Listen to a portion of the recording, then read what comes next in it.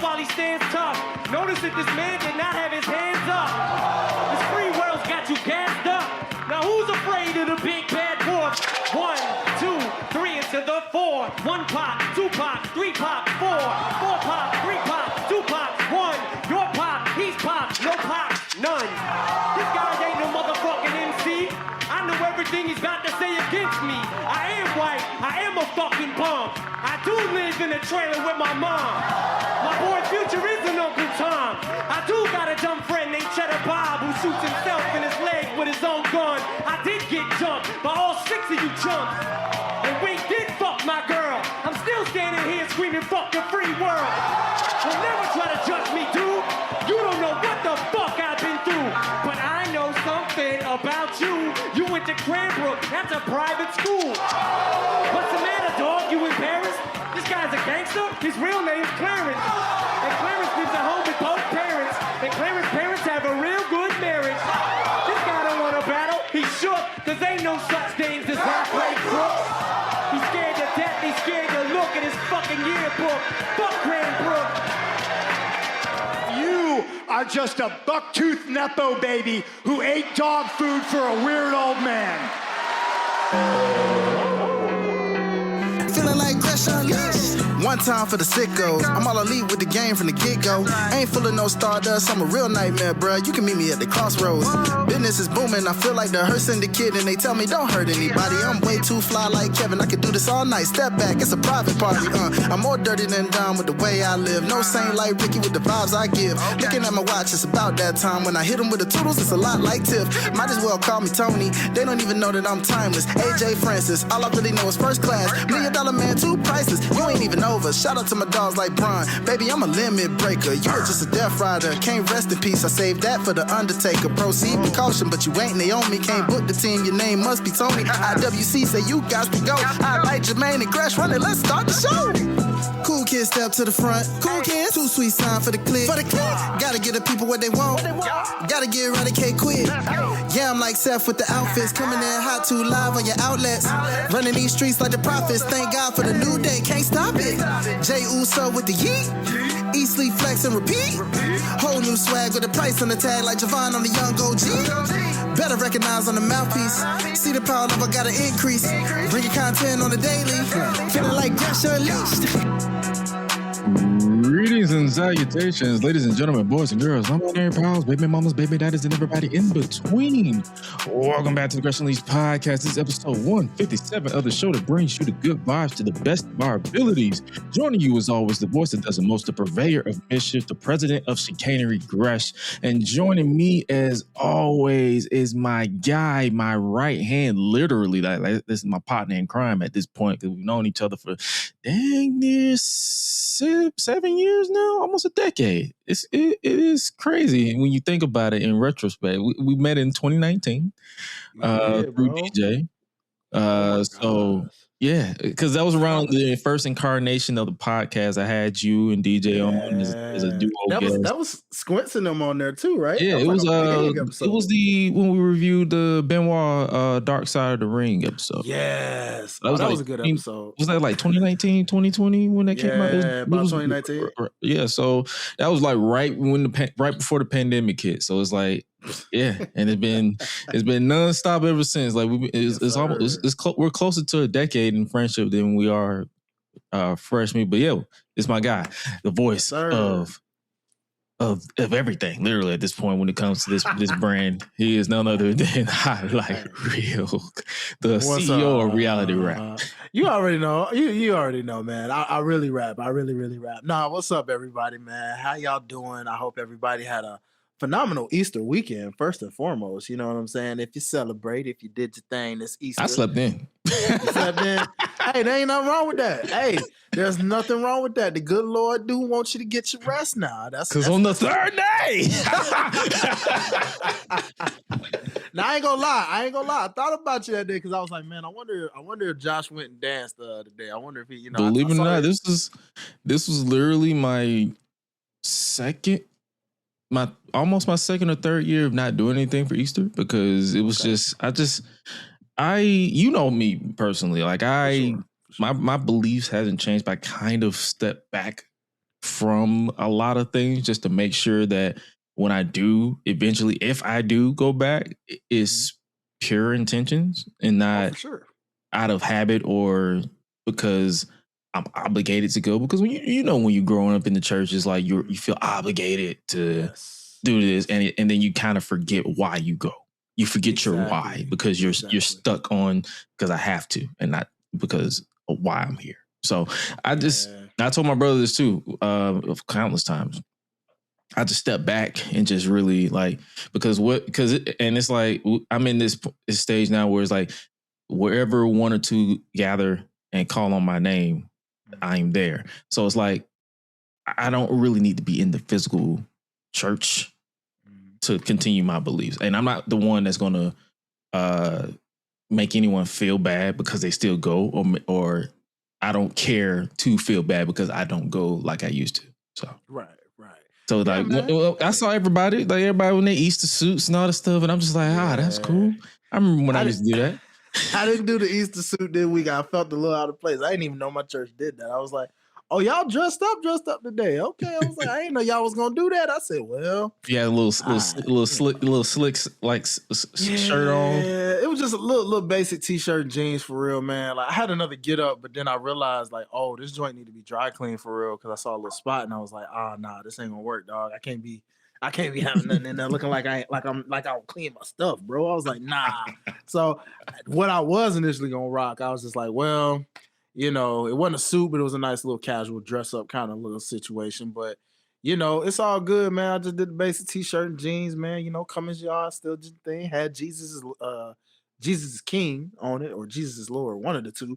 But I feel like it's multiple of those shirts because I've seen Jesus is King, Jesus is dope, or God is dope. I've seen so many of them, and I'm like, hey, whichever one you rock, I believe it.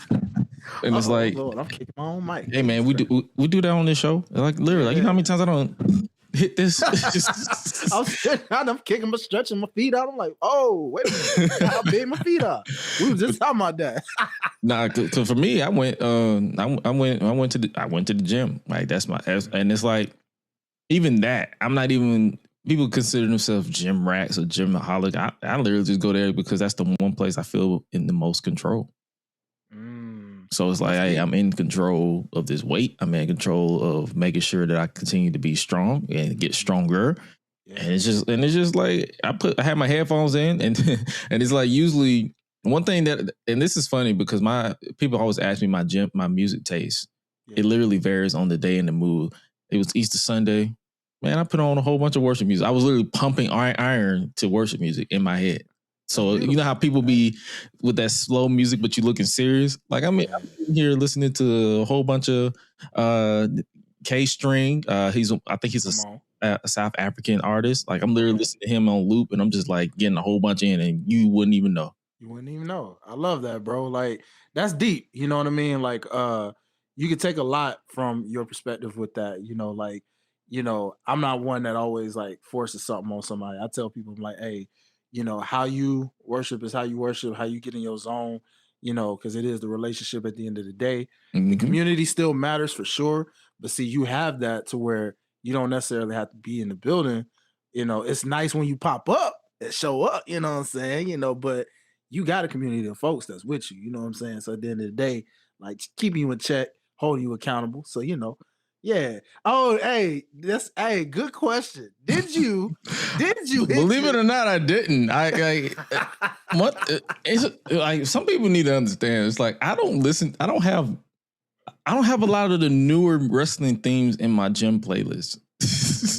I think the only themes I have is like remaining in my playlist is Metalingus because of Alter Bridge and Edge. For sure.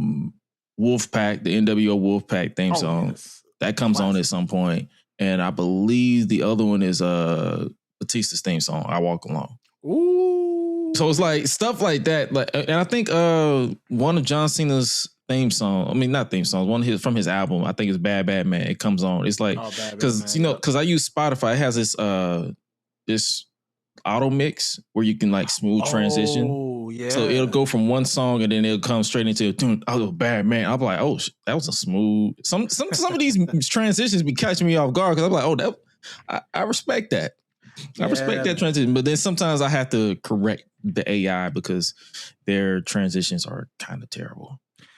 Man, who you telling, brother? But it is AI, so I'm not surprised. Yeah, I'm not a fan of, I had a guy telling me about that at work today. Like, hey man, like a lot of people in tech, he was talking about his son at school. He was like, he's like, hey man, he's like, hey, that's the future. AI, man, I'm telling you, get on those programs, learn all that now. He was talking about a little forklift, talking about how they got an AI forklift soon coming that's going all through the lanes. He was like, a lot of these forklift drivers about to be out of job.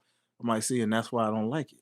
I was like, I respect it enough to know it, but I don't like it because y'all on some Terminator stuff right now. Y'all literally trying to terminate ninjas. The only time I use AI is if there's like a quick turnaround during a show where they want someone to be the VOG. For those of you who don't know that term, the VOG is basically the voice of God. Like you hear this person announce this person, but you don't see them, and it don't ever be like we don't have a mic dedicated for them. So I'll throw in their names in AI, tweak it, and then they be like, hey, please welcome to the stage, whoever. That's the only time you'll catch me using AI. 9 times out of 10, the client actually makes it, and I just reuses it. Like they were like, hey, please take your seats. The program is about to begin. I'm like, okay, cool. I'll keep that.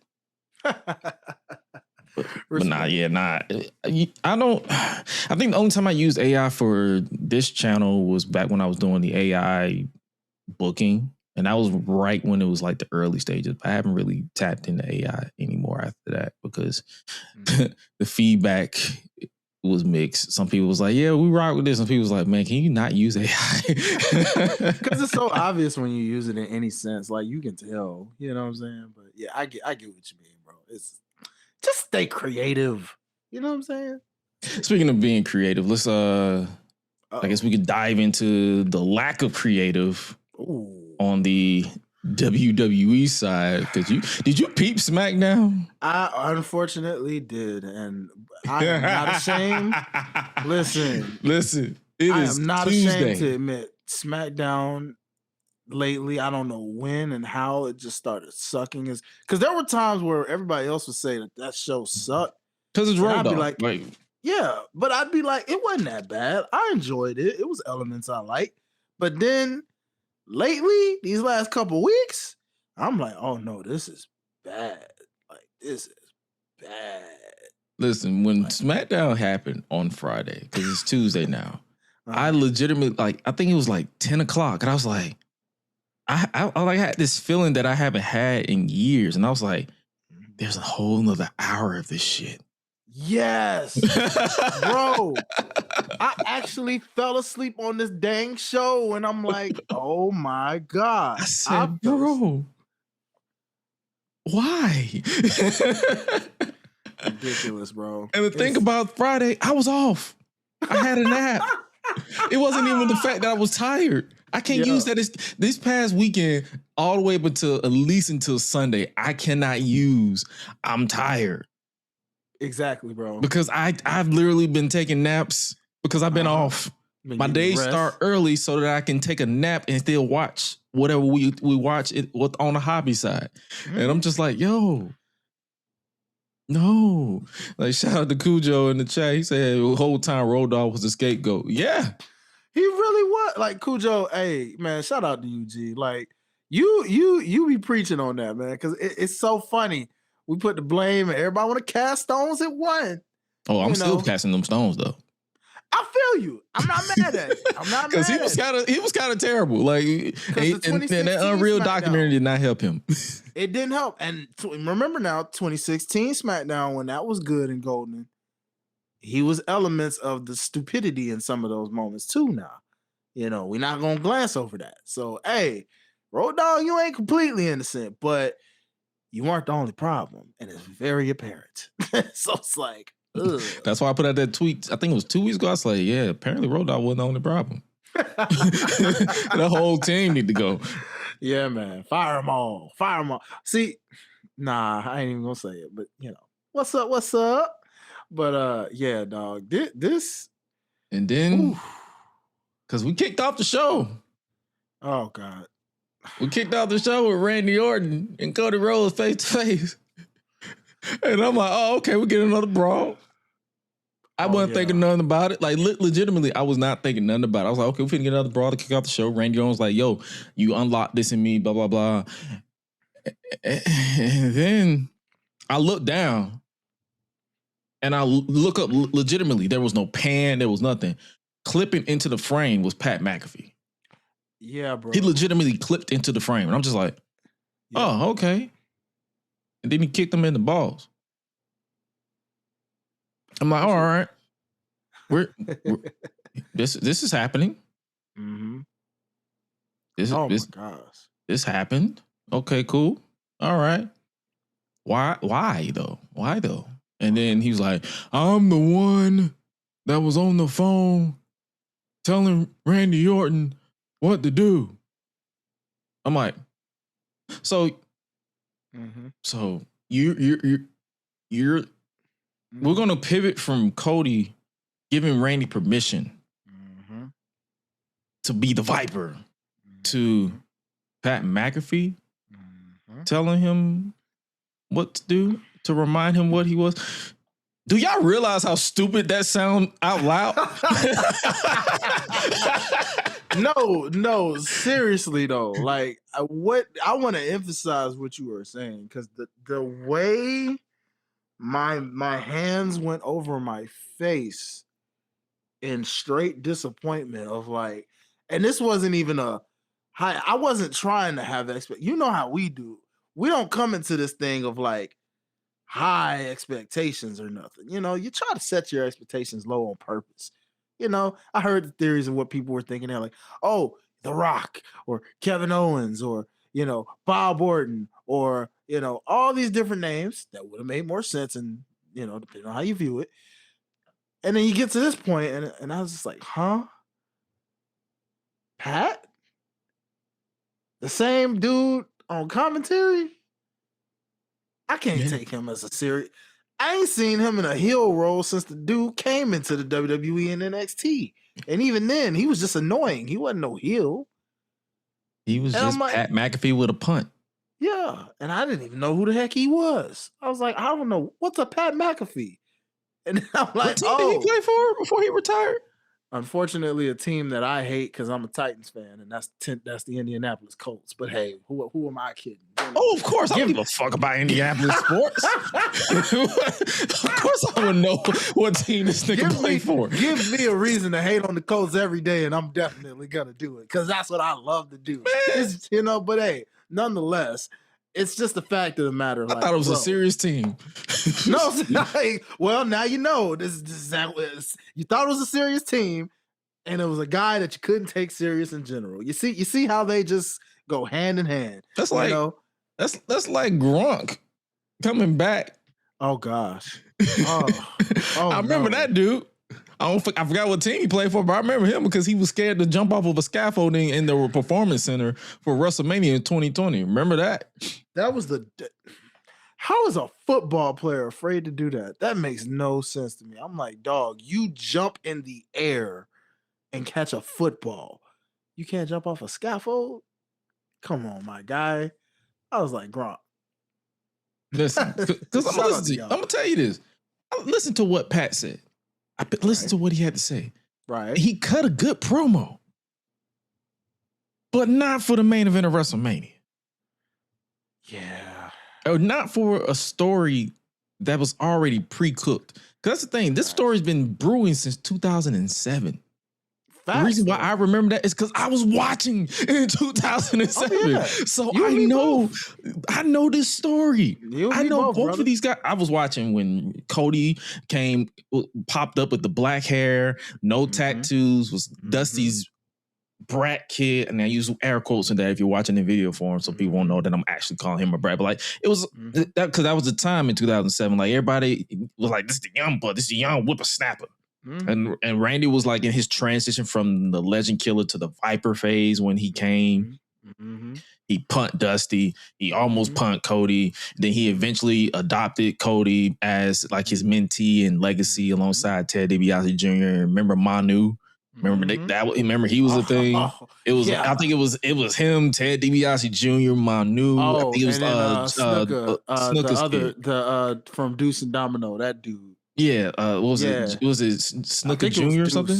Yeah, he was like a Snooker. Yeah, he was Snooker's son. That's Tamina's brother, like direct brother, brother. Yeah. Is he still? I don't know. Anyway, but yeah, it was a whole, like I'm saying, it was a whole legacy, and then they condensed it to like we was there for each step. So I'm like, this is literally a layup, and they just had to like I literally tweeted out after watching it, like everybody crashing out. Because one thing about me, I don't crash out online. Like that's not me. I have a microphone for a reason. I can crash out in audio form and actually get monetized for it. So at least, but come on. When I listened to it, I was just like, this is, why did you overcomplicate this? No, seriously. I was like, this is literally, and then when you think about it, this is a repeat of last year. Completely. With the guest celebrity involvement. And then the year before that. We're gonna get to that. And the year before that. Mm-hmm. Cody in main events is just not neck and neck when it comes to WrestleMania because this dude is always getting fucked with. And it ain't his fault, which is crazy because it's like, it ain't like he's intentionally doing this. Management is doing this to him. And they're like, bro, what? I saw this goofy ass tweet after that happened. It was like, yeah, Cody, the AEW sent Cody to infiltrate WWE to destroy it from within. I'm just like, stop smoking weed.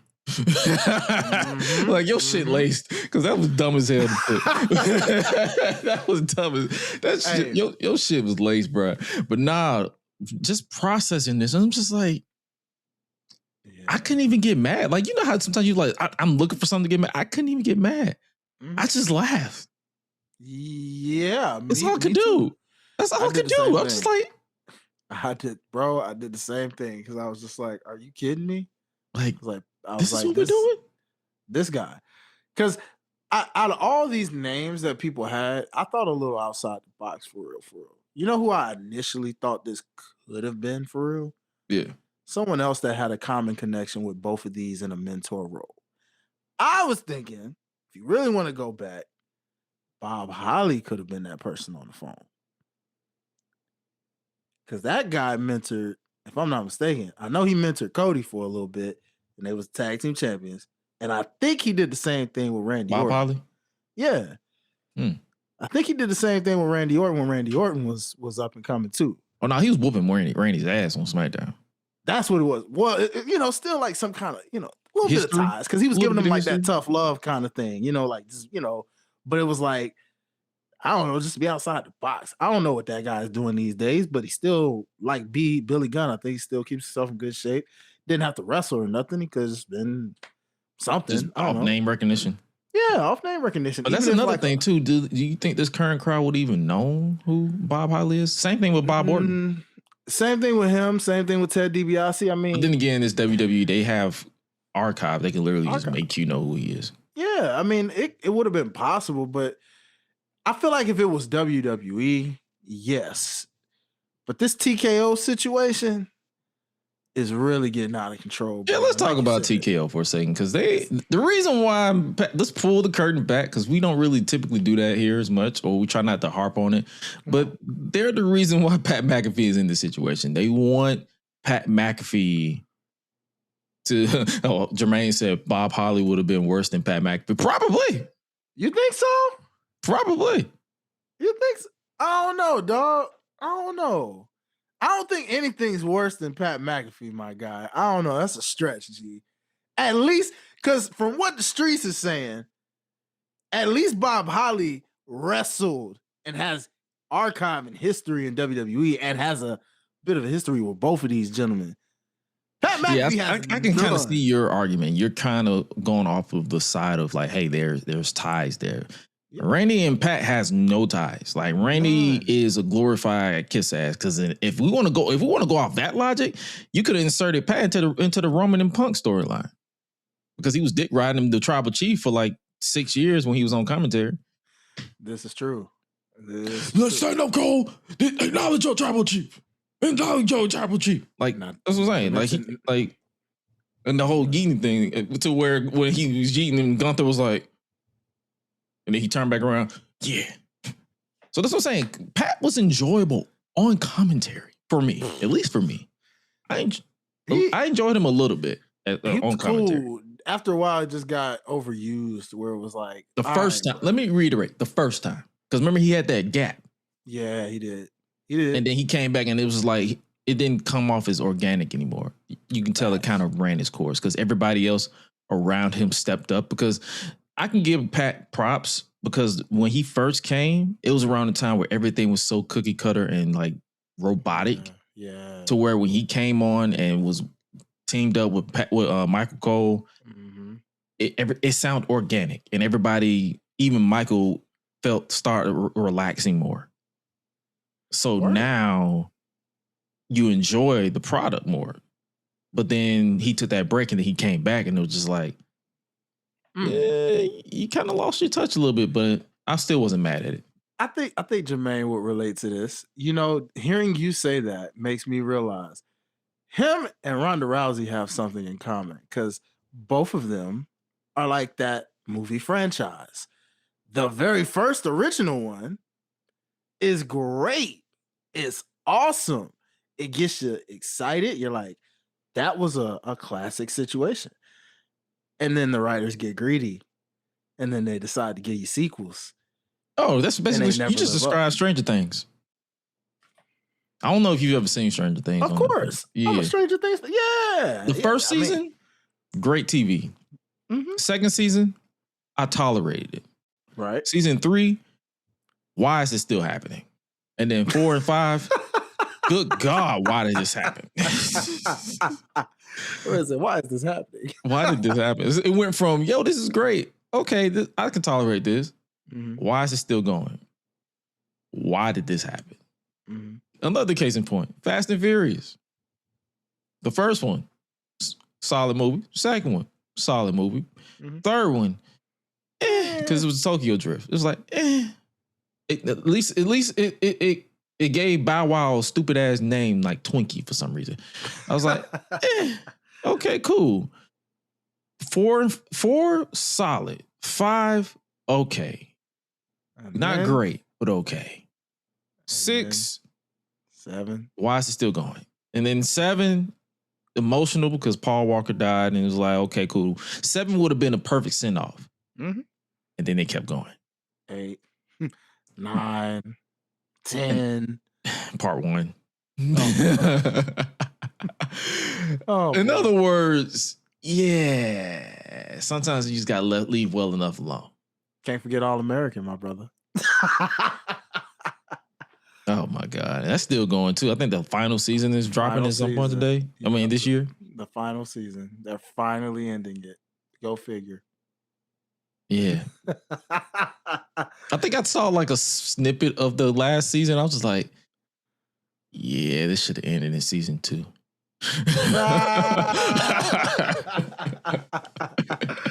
It's all good, brother. But yes. But switching back to the comments, and we talking about TKO, Marks and Mike. Shout out to them. They're coming back May 7th on their platforms. They actually have an interview dropping, or it already dropped, I think, today with TNA World Heavyweight Champion Mike Santana. So make sure you guys tap in with that. But his comment is said, this is obviously a panic move because them tickets lower than Big Mama Blood Sugar.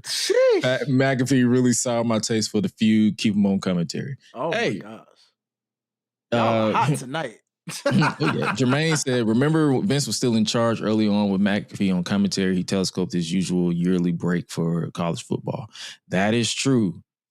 And that was also when Vince still owned the WWE, because now TKO and Pat McAfee's management and representation is Ari Emanuel. So I've been hearing this name more than I would like. Because I don't even remember what he looked like. That's the crazy part. Because I'm just like, I hear the name, but don't remember the face. But then when I see the face, I'll be like, yep, that's punchable. Well, apparently, I didn't even know this because I never watched the show. But apparently, people who watched the Entourage knew about this dude since way back when. And I'm like, The Entourage?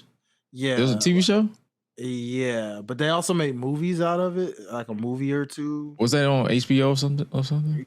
Yeah, I believe so. Yeah, it was. Because I remember the title. I just never bothered watching it because I already barely have enough time to watch wrestling. You and me both, brother. I get it. I get it. I don't need to add more stuff to my plate. Yeah. I said, hurry up, Mania. Just hurry up. I think that's literally. We're gonna talk about Raw because Raw kind of salvaged it a little bit, the hype a little bit. But after this feud, after this opening segment on SmackDown, I was just like, just give me the Mania, bro. That's the thing too. I don't have a complaint in me anymore. I don't have it in my soul anymore. It's more so like, just give me the Mania and call it a day. Yeah. Because on paper,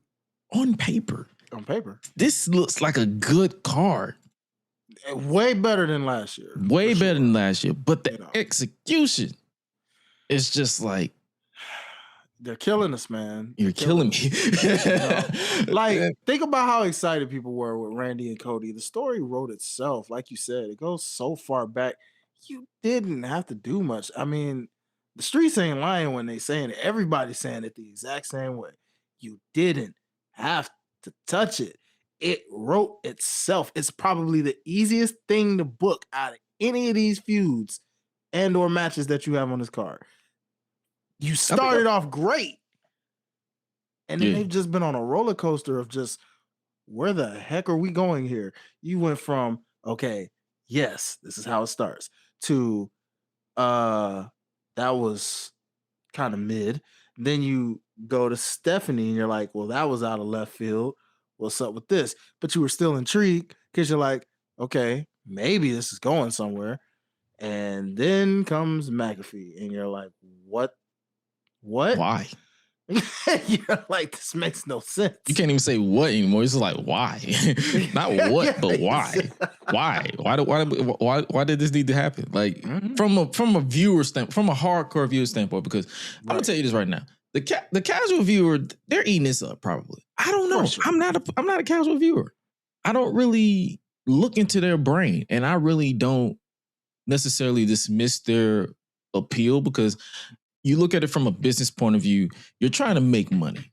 But then when you look at the players that they just put in front of you, you have Pat McAfee on TV say the product sucks. And the ticket prices, or not, I will talk about the ticket prices in seconds, but the tickets aren't selling. Do you expect me as a casual consumer to go out of my way to buy tickets to a product that sucks when you just told me that it sucks? Yeah. Whoever wrote that line, did you think that through? Well, apparently nobody. He's apparently shot from the hip. Apparently all of these promos have been shot from the hip. Well, that's your first fucking problem, because Pat McAfee is the person you do not let shoot from the hip. That's what I'm saying. I'm like, yo, man, I don't know, G, because I'm looking at him and I'm like, like you just said, dog, that's like saying, hey, this movie is performing horrible in the box office, but we put a lot of money into this movie, so you should really go see it. But I ain't gonna lie, telling me remember Morpheus a couple years ago? That's like telling me that movie sucks and then saying, hey, we did go put a lot of money into this, so can you go watch this? Or that's like saying, hey, go watch Madam Web, even though it's dog shit. Exactly. Or go watch Craven. Yeah, everybody loves Craven. Yeah, go check them out. Not me. And that shit been on streaming service for the past couple of months, and I still ain't watched it. And I don't plan on it. Hey, I ain't watched none of them Sonys. I was like, Sony, stop. Just stop. The last Sony movie I watched was the Spider-Man trilogy with Tobey Maguire. Tobey Maguire, yeah. And that was Spider-Man 3. That's the last time I watched the Sony movie. Bro. I saw a clip of Venom. And that's as far as you're gonna get from me. Don't ask me the plot, because I saw the first Venom, and then after that I kind of got lost because I was like, bro, all right. Like, why we doing 3? Venom without Spider-Man doesn't make sense to me. That's the reason why I didn't watch it. It don't, and I get he's got popularity and all, but if you compare his trilogy to like Tobey Maguire's Spider-Man trilogy, it doesn't make sense. Because it's like Toby's, for that time, you didn't have an MCU. Nope. That was tolerable. That was great. That was it. Yeah, And that was awesome. Some of it aged pretty decent.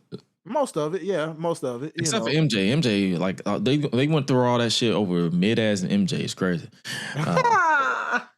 I did like Kristen Dunst back in the day. That was yeah. She was, back in the day, but it's like in retrospect, it's like I did all this shit for her. Yeah. I had to do that. Now, if it was Cameron Diaz, I understand. Because 99 Cameron Diaz back in the day on the mask. You know what? She could have been either her or Drew Barrymore. You know, yeah. Prime Drew Barrymore back then too could have passed off as a nice little MJ. Brother, right. I'm just saying. There were better options that could have been MJ back then. There were better options. That's all I'm saying. Because like they didn't require much. All they had to do was know how to scream loud. Because Kristen, don't ask me what she said. Her character said she knew how to scream. Because she was always in danger, and sometimes it was on her own fault. Hey, you know it's so funny though, because going back to subject with what we're dealing with right now when it comes to SmackDown, you know what is the perfect meme for all of this? Do you remember Peter Parker's Aunt May, and when Green Goblin busted her, and she's like, "Friends," she's like, "Oh, the horror," and she starts praying. He's like, "Ah." Hey, bro, you just play that whole meme, and that's all of SmackDown right now when you're watching it. Literally, you're being tortured.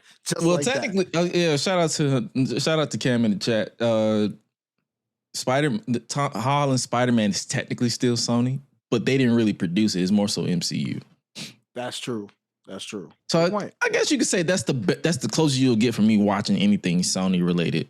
It's their property, but not actual. Whatever they produce, no. So with that, it was just like, yeah, that's how you did. And then Cody came out and basically shit on the entire thing. Listen, anytime Cody buries Disco Inferno, I am going to laugh my ass off because he hates that man. Yeah, man, does he? He hates that man almost as much as someone else we know hates someone else. But we'll get to that person later. But hey, dude. You talk about shoots. I'm all for the shoots. Give me the shoots. You know what? He tried. He did. It didn't work. He tried. but as a lot of people have pointed out, he was legitimately pissed off, and I don't blame him because this has already happened to you last year, and you're trying. Well, this was what you wanted more than anything. This is third year in a row that he got fucked with. 40. Was The Rock, remember?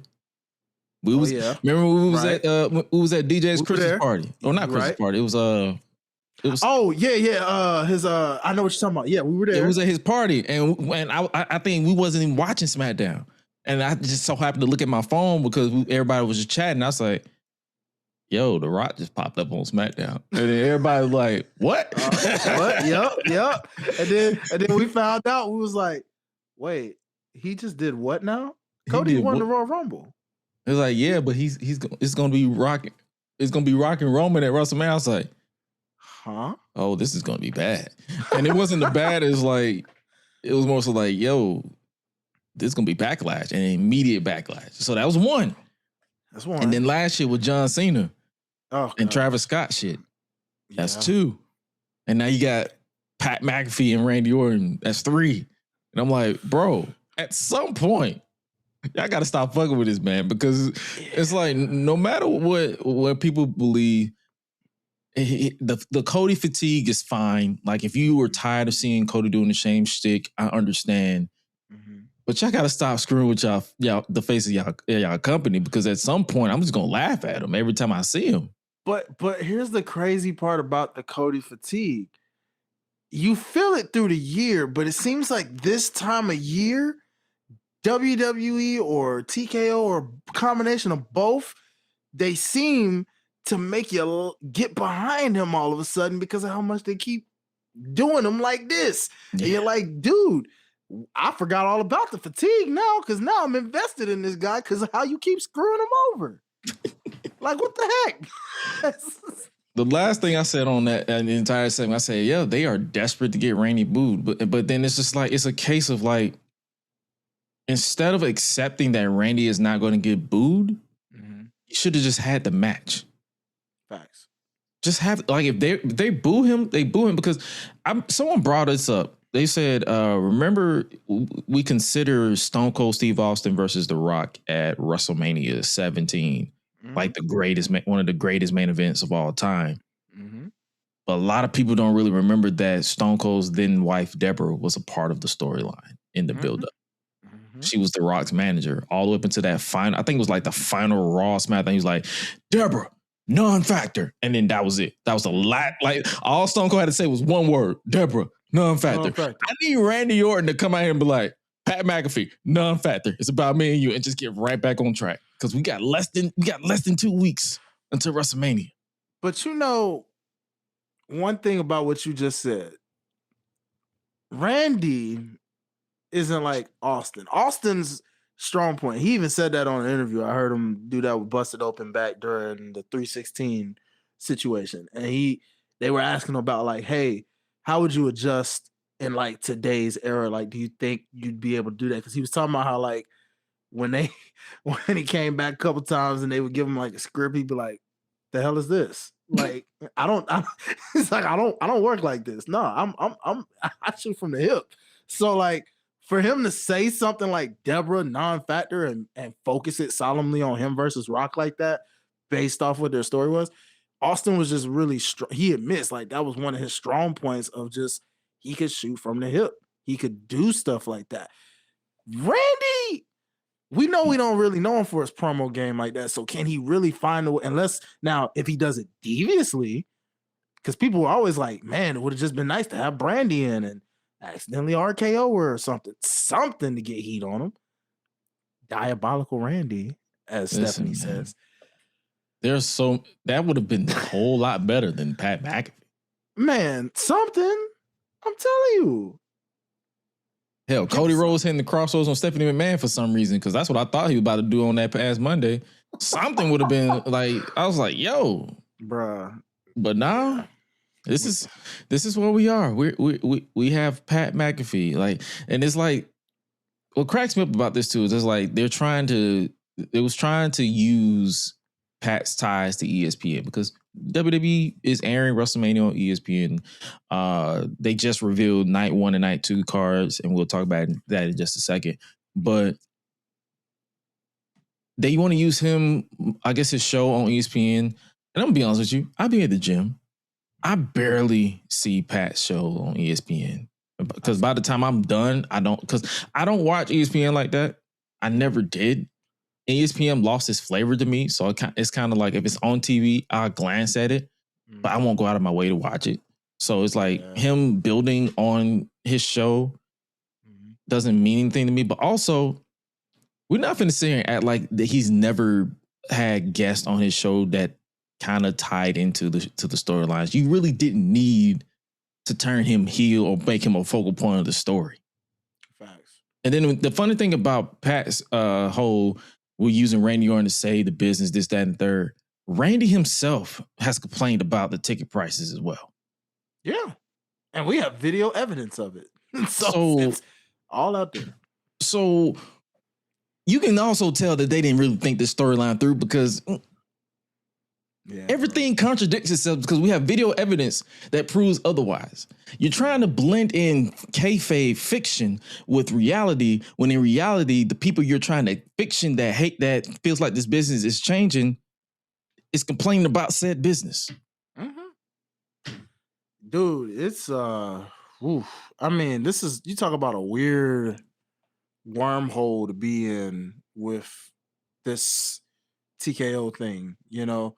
And I think people expressed this fear back when the news broke on that TKO they were selling buying them. Yeah, because people were saying, I remember people expressed serious concern saying, if they just bought WWE, this is not going to be good. Especially if you remember, like, I believe right around 39, 40 was the last good one, they say, right? So far. 40 was officially the Triple H era, aka that's when the TKO merger like was finalized.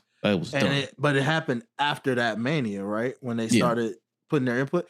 So that's when you started seeing logos everywhere. WrestleMania 40 was when you started seeing logos on the mat. As soon as you start seeing logos on the mat, that's when TKO really put their stamp on there. But you see what I'm talking about, bro? Like not to toot our own horn, but I'm looking at it from an outside perspective as hardcore fans and if we were casuals. And I'm like, based off the complaints I'm hearing from the streets about these ticket prices, I'm actually glad that we got to experience our first WrestleMania at 40, since that seems to be the last, not only the last great one. The more that they continue to just shoot themselves in the foot financially with these prices, is the more it's just like, you know what? That was a dope weekend. We went to Wale Mania. We linked with a whole bunch of good creators. We went to that Mania 40, even though it was cold as hell, but we still experienced Mania. For sure.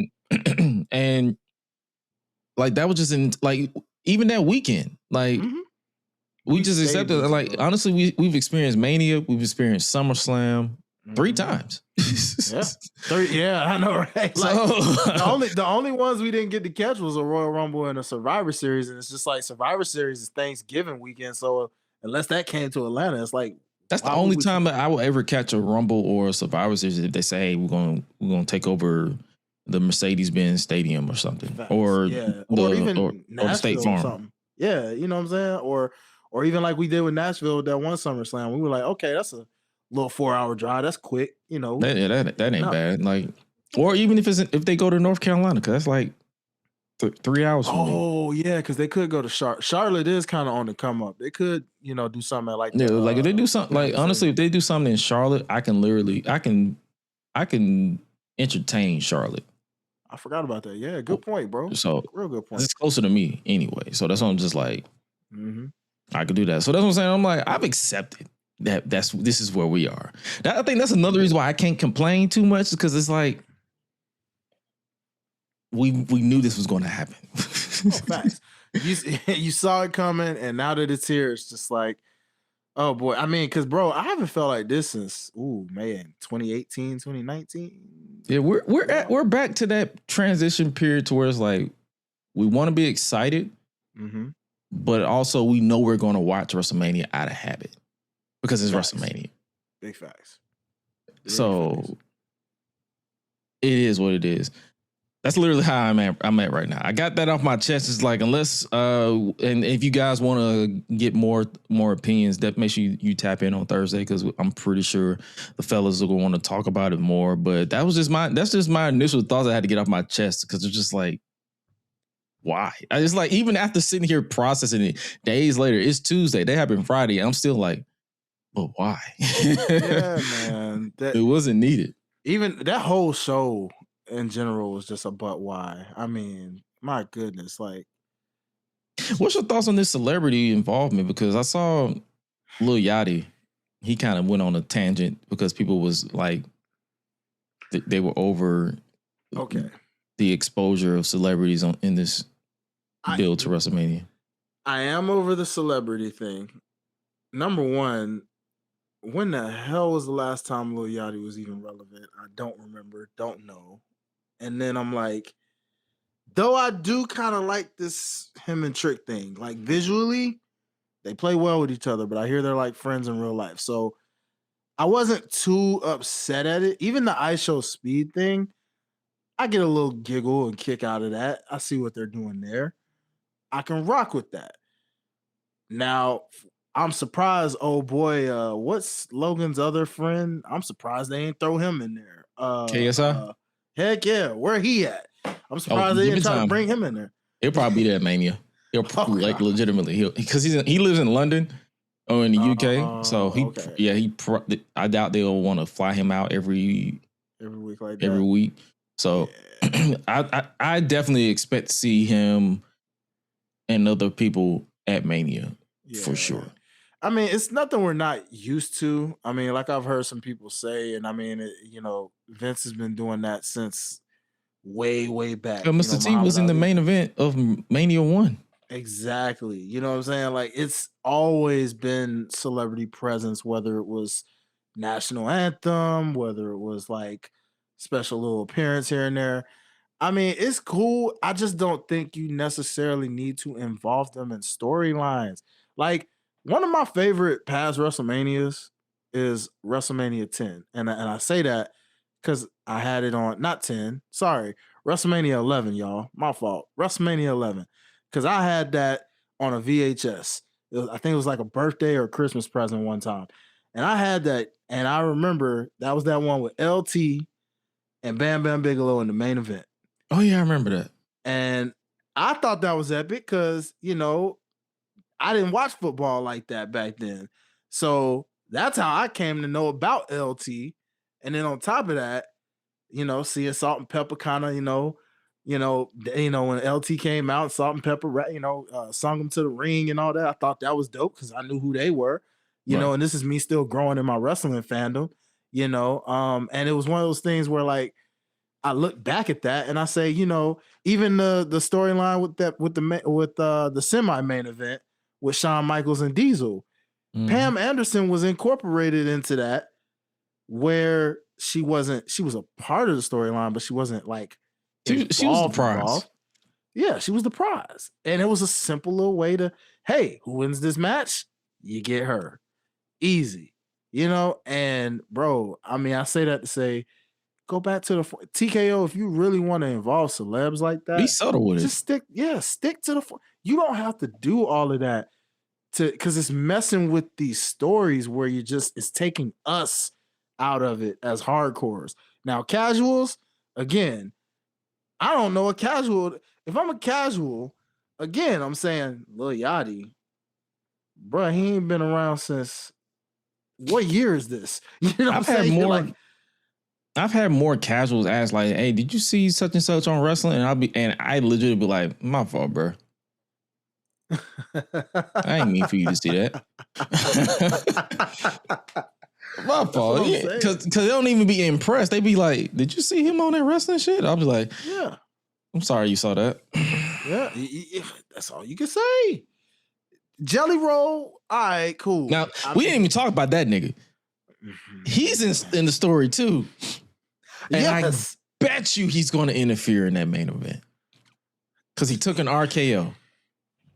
He did, and you know what? It's to a point where honestly, I ain't gonna hold you. I know JD says a lot of wild things, but I heard him say one thing where I'm not even mad at it. At this point with this one, you talking about his shouting extravaganza? Because I saw a clip of it. Well, yeah, I did see that. I just bust out laughing. I bust out laughing. This nigga is literally about to bust a vein for this predetermined shit. It's like, crazy. Hey, brother, it ain't that serious, okay? Relax. Relax. You are too old, okay, my nigga? Literally, I'm like, bro, you got more gray hair than a skunk. Like, relax. Like, shit. Like, hey, chill out. Take a chill pill. Big chill pill.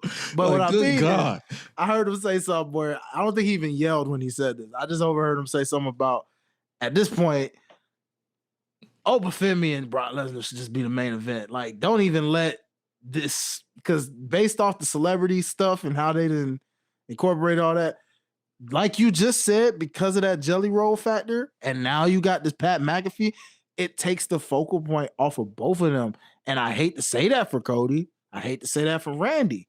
But at this point, shoot, it should just be an opener. The way that they built that match and includes, I think I put out, this is the last part I'm gonna say about this, and I'm moving on. Is I think I put out a tweet. I said at this point, just have Cody and Jelly Roll team up against Randy and Pat McAfee. Whoever takes the pin becomes undisputed WWE champion. Oh Lord!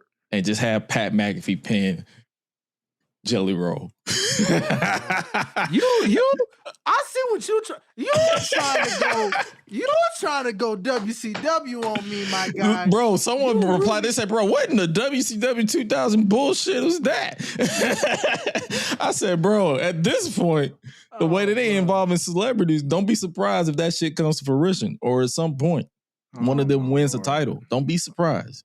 Oh my Lord. I forgot homie name, but you really trying to do that to him? Where he gonna be? Vince Russo? Nah, Dave Arquette. Dave Arquette. There we go. You trying to Dave Arquette my guy right now. Yeah, and the funny thing is, that was literally me just bullshitting my thoughts out because I literally was trying to process that. I'm just like, yo, at this point, fuck it. Hey, but you know what? If your idea ever did come to fruition, hey, Jermaine, in the words of you, my guy, chaos.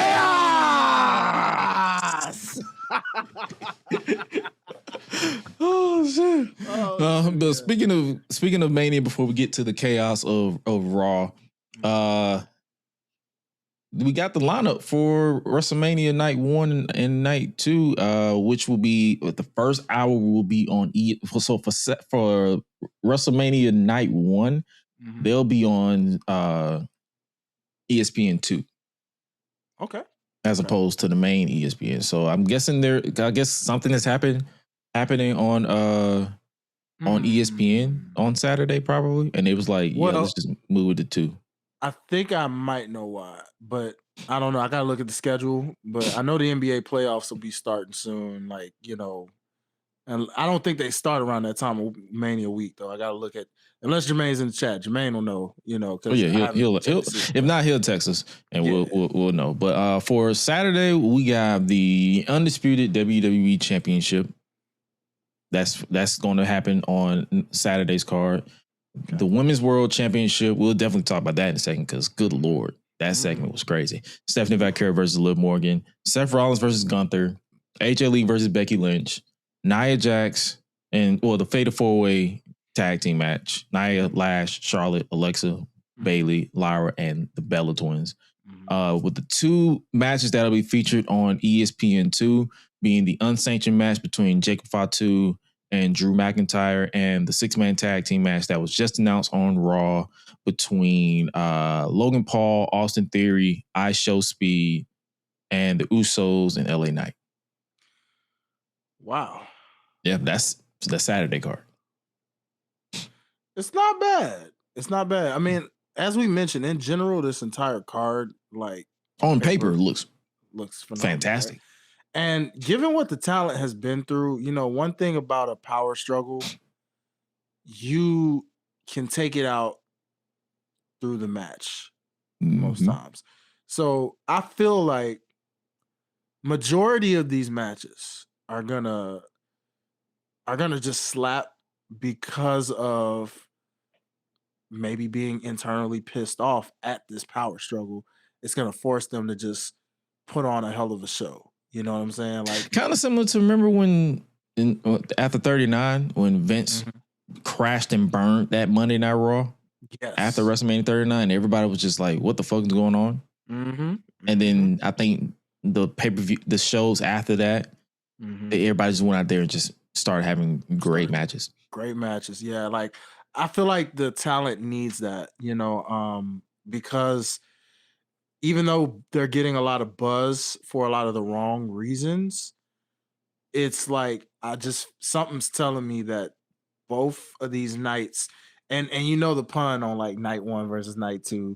Oh, night 1's normally better, or night 2 is normally better. And we know last year was like, well, it was kind of a blend, like.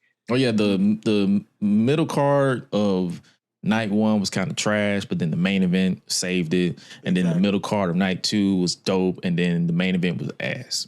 Right. To where it was like, if you blended that would have been a real solid WrestleMania, right?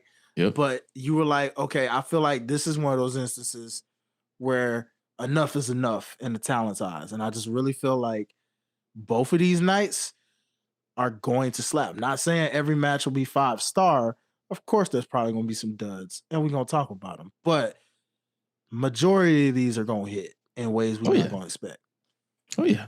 And the card for Sunday, you have the undisputed well, I'm so used to saying that, but the World Heavyweight Championship between CM Punk and Roman Reigns, the Women's Championship match between Jade Cargill and Rhea Ripley, the Demon Finn Balor versus Dirty Dominic Mysterio.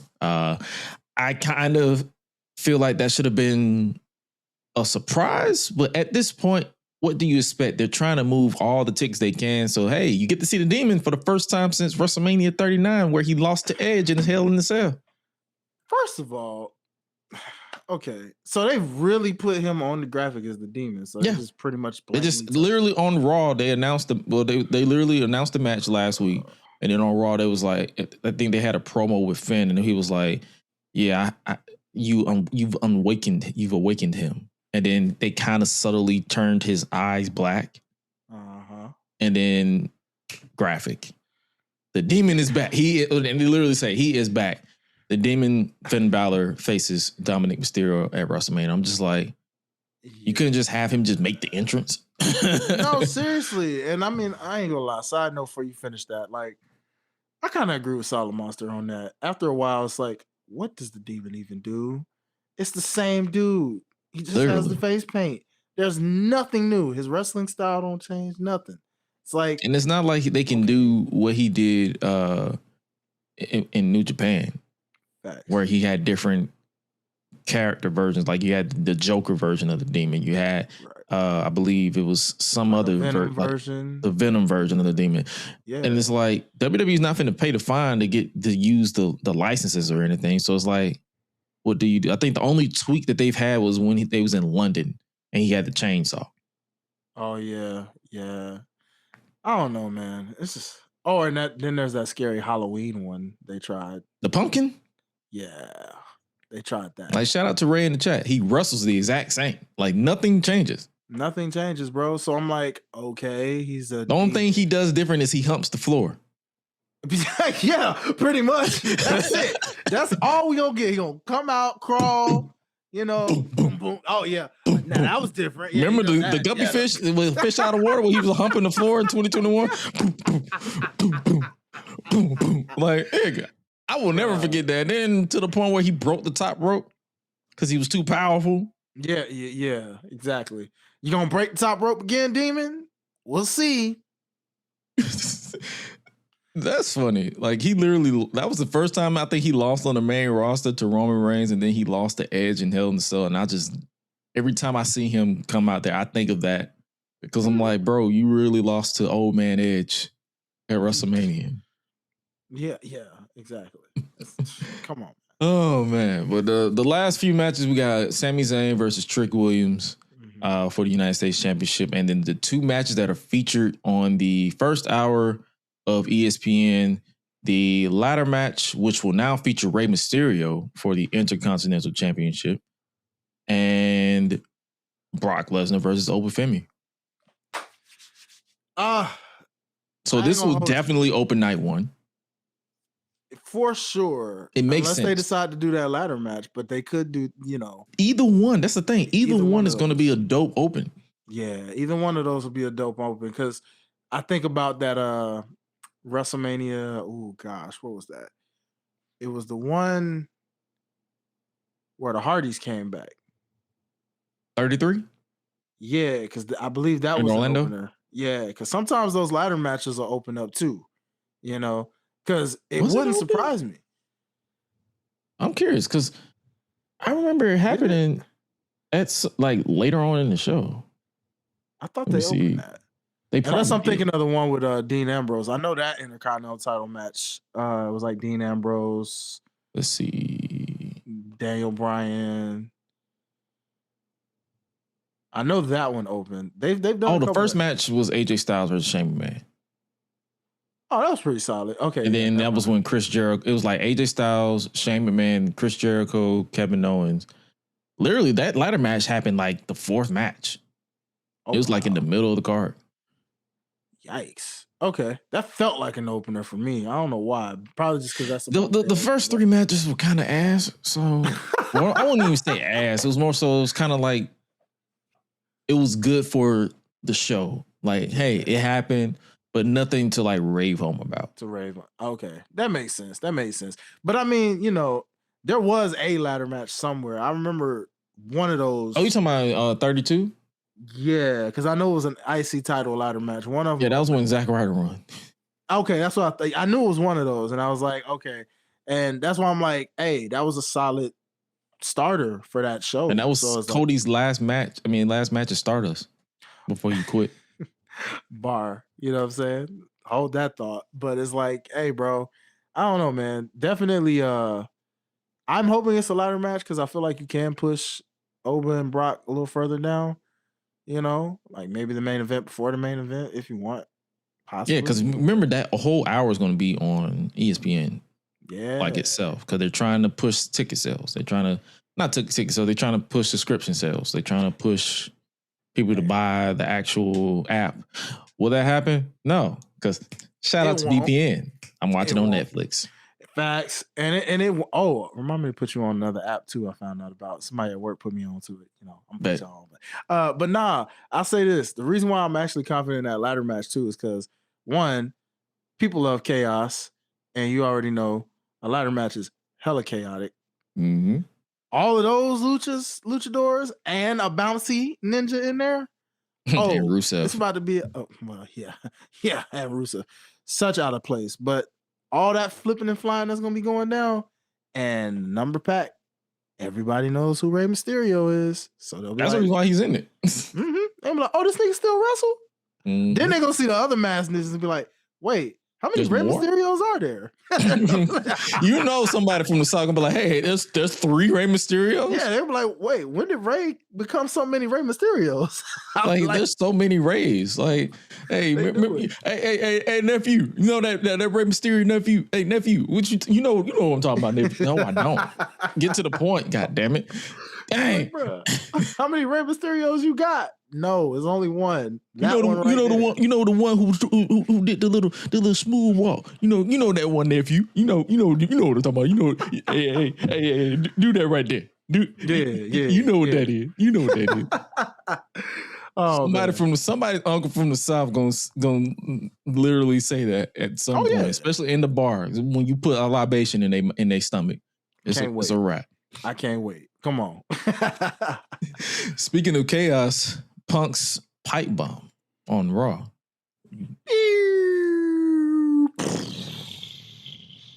Yeah.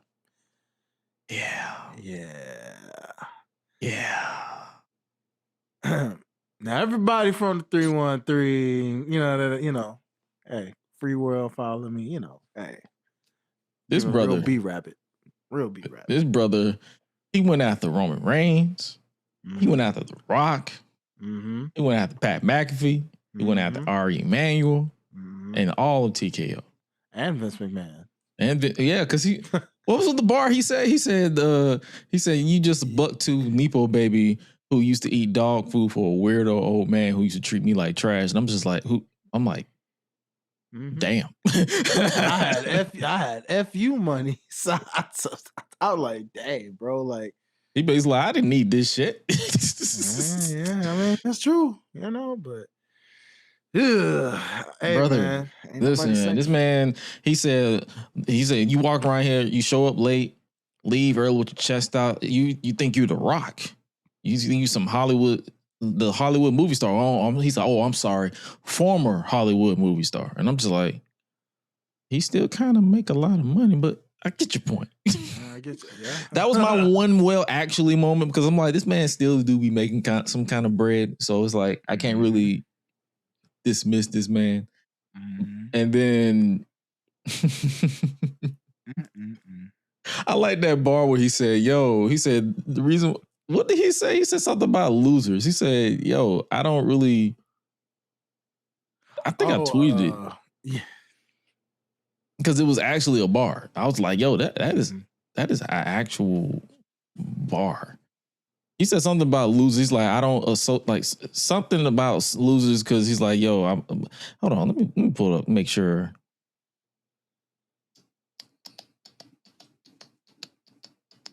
Oh, he said, being hated by losers is the price I pay for not being one of them. I'm like, that's a bar. And then he said, I'll stand over the bridge and burn it because, bitch, I know how to swim.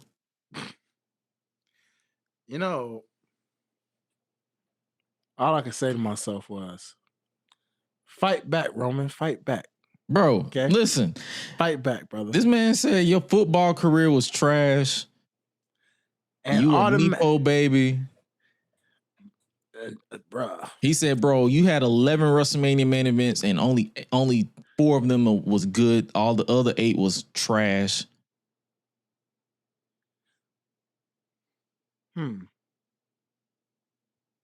Let's see. 31 The Undertaker was good. I'm going. Okay, you're going off. Okay. I'm just going. 31 was good. 32 was trash. 33 was trash. 34 was trash. He didn't compete in 35, did he? That was the Drew McIntyre. So that wasn't even a main event. Nope. That was like in the middle of the card. He missed that Mania on purpose. 35? Yeah, I thought he missed that one. No, he missed 36. He missed 36 because of COVID. Oh, okay. So 35 was the Drew match. That wasn't the main event, so that doesn't count. Yeah, that don't count. 37 was Bryan and Edge. That was good. So he's 2 for 3 right now. 38, that was him and Brock in 2022. Yeah, that was trash. It was too short. The way you're counting this sounds like LeBron James's championships in the NBA Finals with his record. Yeah, I'm coming for you, nigga. Hey, it be like that sometimes. Nah, F you. I ain't forget what you said about my city, nigga. Anyways, continue, bro. Yeah, continue. Sorry. You gave me a moment. I'm sorry. I was watching you count, and my mind was thinking about how many times he lost in the finals, and I'm like, okay. This makes sense now. Yeah, this makes a lot of sense. This nigga said, fuck you. This makes sense now. Continue. Yeah. So that was 37. 38 was trash. Okay, 39 was good. It was him and Cody. Yeah. 40, the tag 40. match, we was there for that one. That one was pretty cool. It was cold as shit, so I couldn't enjoy it the way that I wanted, but it was still good for what it was. Then the next night, Cody, right? It was Cody. That was good. Okay. And that was 40. And then 41, that was the triple threat, right? Yep, the triple threat, which was so also that's 6. Good. Okay. And then so and then here we are. So 6 out of 4 ain't bad. It ain't. But I get what he means in terms of if you're counting Big Dog Roman only and you take Tribal Chief out of it, then he makes a point. Yeah. So yeah. I mean, this man literally can't. This man said, he said, I'm gonna bury you next to your daddy. Your Mania runs was trash. You can't control me like you control your cousins. You can't control me. Nope. It's like, dog. Called you plastic. He called you plastic as shit. My mind says the ammo is so there when you get back. Fully loaded clip, Roman. Fully loaded clip. First and foremost, I felt it football. Sir, how'd that UFC career turn out for you? You got knocked out twice. All he has to do is say, yo, at least my football career lasted longer than you did in your first UFC fight. That's literally it. That's all you have to do. He's like, yo, he was like, bro, if you lasted another month, you may have gotten half of my career in football. You know what I'm saying? You got ammos there, and at this point, gloves been off. I mean, shoot, you don't have to mention AEW, but my nigga, like, we gave the puns weeks ago. You know what I'm saying? I mean, bruh. He's like, you want to talk about leaving? Yeah. Why did you leave the other place in the first place? That's all you have to do. And then that's literally, he don't have to say nothing else. You trying to hit a glass ceiling that I already shattered. Oh, by the way, that glass was real glass. It's so many puns that, but for the last few weeks, all we've gotten was this nigga's old. And I'm just like, that's the bar? Come on. You going with? It's like, you're old. Fight back, Roman. Fight back. Yeah, you gotta fight back, brother. You gotta fight back. Paul can't save you. Paul can't save you in this one. I don't know, man. I just need you. I just need you to lock in, bro. You got literally a week. On Monday, you literally have a week until Mania. And just lock in, bro. And please, no more pull aparts. Please. No more pull apart brawls. Right? Unless you're Brock and Oba. Yeah. Unless you're those two. That makes sense. You know, sometimes some of this stuff feels like it's been done in reverse, though. You know, like maybe that should have been. Well, I guess it was fitting. I would have probably took that next week because now I'm like, well, what are you gonna do next week? Hype it up. That's literally it. Like there's literally nothing else for them to do, and that's perfectly fine. They haven't talked. Maybe a little satellite side by side thing.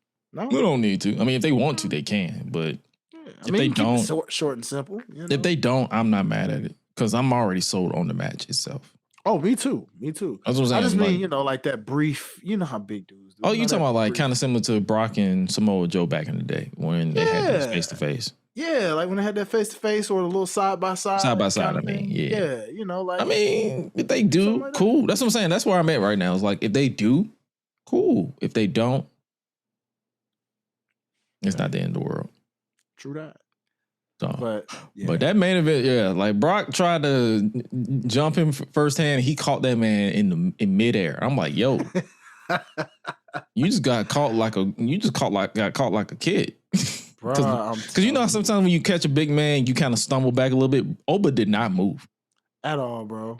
He caught this man and then just went straight into the. I was like, dog. You know, it's moments like Brock and Oba where I just said, this is where I would miss a prime JR right about now.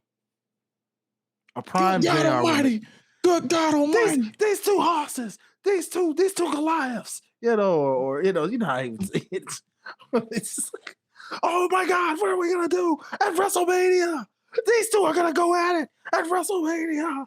By God.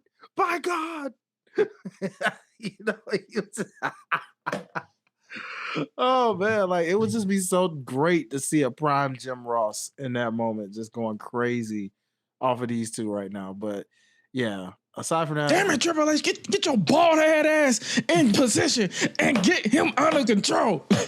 Get him off me, good guy. Because it was always a side shot of that man any chance he got. So yes, that would be hilarious. Like, yeah, bro. No, Raw was solid, man. What a great way to make up for what a dud we got on SmackDown. I'll say. Speaking of Brock, though, Gunther basically told Paul Heyman, "You owe me a favor." Yeah, sure did. I felt that coming. We all felt that coming. He wasn't just finna shake this man's hand and be like, "Oh yeah," we knew he wanted something out of this, but. Many think this is our way of saying SummerSlam, Minnesota, Brock Lesnar, Gunther. If Brock is on his way out the door, because I'm pretty sure I think he just had a recent interview where he was just basically like his career, he has more years behind him than he does in front of him. So I'm not. If he makes it out of 2026, I'll be genuinely surprised. Mm-hmm. But if he doesn't, and Minnesota is where he hangs it up. Night 2, call it a career. Because Brock, even though he is polarizing, he is controversial. That's just me using big words to kind of basically say some people fuck with him, some people don't, on a personal level and on a business level. But if you look back at this man's career, there's nothing else for him to do. Not really, no. The only thing he can do really right now is just show for the pop, the one-off match, and be done. I mean, if they want to keep doing that, cool. But if he wants to go out swinging, what better way than to? This could work because I was gonna say I've heard people keep bringing up the whole Saudi Mania thing, and I'm like, well, if we're keeping it a buck, he can retire and get retired by the career killer at SummerSlam. Mm-hmm. Hang his cowboy hat up, salute fans, Minnesota, and ride off to the sunset or do, whatever Brock would do in a country way. And guess what? He could still pull up on Saudi as a surprise situation. Ain't even got to have a match. He could just kick ass, F5 some people, and the crowd will be happy. That's not a match. He's still retired. He's just kicking ass for a minute, and he leaves. Easy. Gets his Mania payday. Fans are happy. They got what they wanted, got that star power for ESPN and TKO, and there you go. Will that happen? Probably not. But knowing them. But yeah. Now, speaking of whether you F with him or don't, quick little pause. Certain individual has a documentary coming. You talking about Terry? Yeah. Mm. Now, let's be real. Would we watch that out of intrigue or not? Man, fuck no. They say apparently this is his like last actual interview before passing. So there's apparently some stuff in there. I'm like, he's like, gold star. Good for you, my boy. Want a cookie? Some chocolate? Some chocolate? Oh, wait, you don't mess with that. Never mind. Oh, damn, I forgot.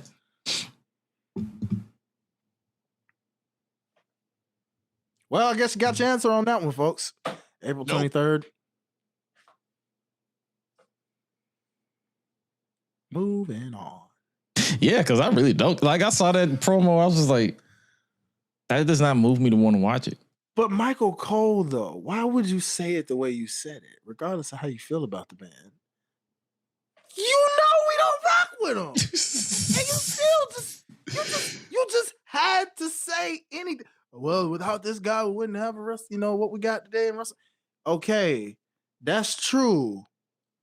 But my ninja, we found out what we found out over the years. Because they are inducting him versus Andre into the Immortal Hall of Fame class. I think last year was the submission match? Yeah, Austin and Brett. They kind of did that reverse because technically, like they said, you should have did that one first, honestly. Especially while the dude was still alive. But now you do it conveniently when he's dead. When both of them are dead. That's the thing. Yeah. They can't even accept the freaking award, bro. Neither one of them. Unless the family want to do it, but... Yeah, good luck with that. But anyways, Andre's family, maybe.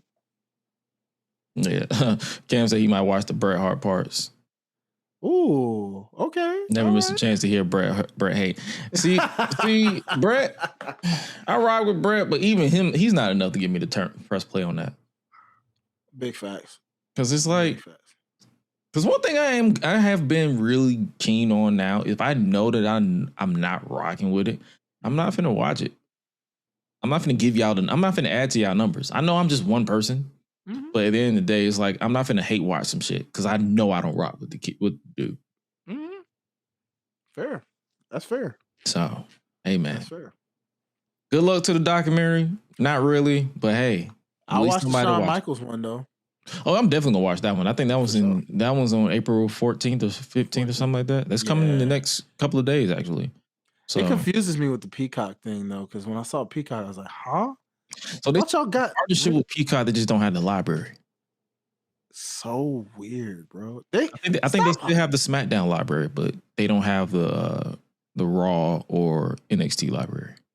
They just literally just scattered everything, and it's like I'm not about to keep doing this. Like I'm gonna need y'all at some point to just say, okay, we'll give these networks this, but we need a central hub for bring your network back. Like it wasn't nothing wrong with it. Nothing was wrong with it. Like y'all, I don't know why y'all did what you, because bro, for real, bro, this is irritating. I'm like, dog, I'm getting so.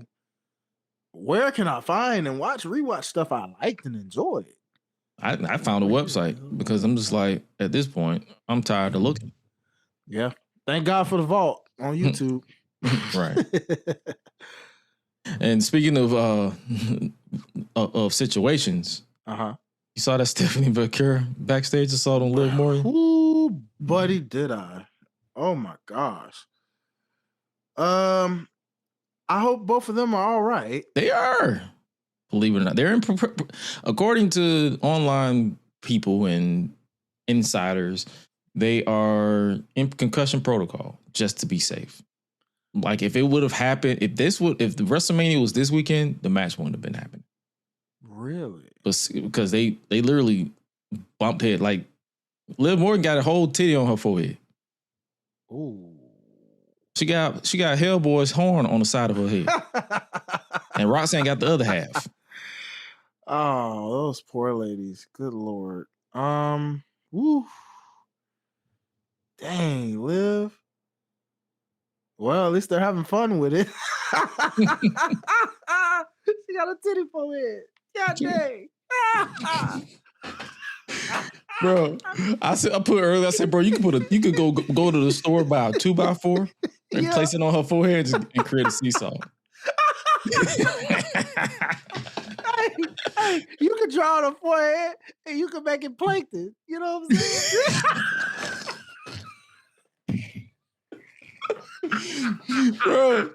Bro, she got Patrick Starr's house on her head.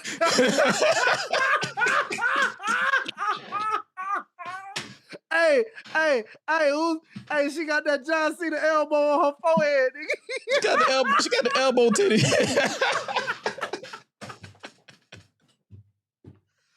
Oh boy, alien head ass nigga. It did look like she was growing an alien in her skull. I was like, bro, that looked like a whole alien. Oh, like, God, I don't know if you remember Jimmy Neutron when Carl was pregnant. Oh, with an alien. Oh yes, bro. She got that alien in her forehead.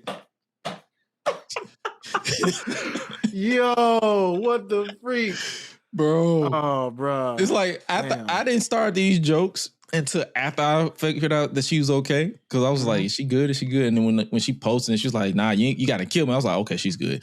These jokes are about to fly. Girl, you finna get the jokes, boy. Like, and hey, man, I was like, bro, I gotta let these out. Like, I can't hold it in. I gotta, yeah. Bro, I understand, G. I get it, cause sheesh. I mean, I didn't get a chance to see the photos, so you showed me. I heard the already. clip. I heard the clip. That I heard. And I was like, bro, I heard it, and I was like, what the freak? And I just. Because by the time there was no pad on the floor, so it literally went from butting heads to landing right on the floor on the concrete. Yeah, bro. Like when I heard it, I was like, "What the heck did I just hear?" And then next thing I know, I just see her getting thrown into a TV. I'm like, "What the freak?" And then I'm like, "Oh, dang!" You know what I'm saying? That's that Smokey Craig man. Got that. Damn! You got knocked the fuck out. Oh shoot, man. Hey man, I'm glad y'all are okay. Like that, but that entire I was like, damn. Sheesh. You can't say that this feud ain't. I mean, good Lord, They've been making the best. Like I know on Thursday I backtracked because I was like, yo, this is one of the best builds for a feud. But it's like physicality wise, the context of their promos I can do without like the daddy issues and the subtle racism and all that stuff. Y'all made a point with that, you know. I felt you, dog, because I was right on your side with that, you know. Yeah. Shout out to the public enemies. I feel y'all. I was like, bro, I'm like, y'all convincing me that I'm wrong because I'm like, yo, on one hand, y'all making some good points. Yeah. And on the other hand, physically, they've been lighting each other the fuck up. Yeah. And then I would have been like, hello. Sorry, enemies. You know I gotta get on y'all, man. But I mean, hello, Jade and Rhea, Liv and Stephanie, Jade and Rhea, Liv and Stephanie. Yeah, when it comes to the women's build for this entire WrestleMania weekend, Liv and Stephanie won this one. I'm sorry, with a lot less time, as you mentioned. So I'm sorry, bro. The only other feud out of the women that adds up to this, it took a minute, but after what I saw between these two, Becky and AJ. Oh yeah, they definitely. I like that promo. Me too. I definitely did like that promo between Becky and AJ, where she was like, "Yeah," like I like how Becky was just being her typical annoying stuff, and AJ was like, "Shut up, I'm not done talking," and I'm like, and she shut up, and she shut right up, and I'm like, right up too. I was like, ooh. Like, don't patronize me. Don't patronize. She's like, shut up. She basically like, she said that so calm though. It was like, I love how calm she. Like, it wasn't the goofy way like the first time. The fact she was just like, "Hey, I am your favorite wrestler's favorite wrestler." Matter of fact, you say that I was jealous, but I built a lot of what, and broke a lot, like she basically was like, I'm proud of you. Mm-hmm. I'm proud of you she's like, let's get one thing straight. Those glass ceilings you shattered, I already broke them. Mm-hmm. Those doors you ran through, I already opened them. Mm-hmm. I'm not only just your favorite wrestler, I'm your daughter's favorite wrestler. Bro, smooth. And she was like, and Becky just flipping out. And I'm just like, she got you there, bucko. Yeah, I'm like, because let's keep it a buck. If AJ didn't leave, she would have been able to experience a lot of them history moments too. Oh yeah, she probably would have. To be real with you, she probably would have been. And I love her. She probably would have been in Mercedes' position. Probably. And Mercedes probably would have been the one that wasn't the fall guy.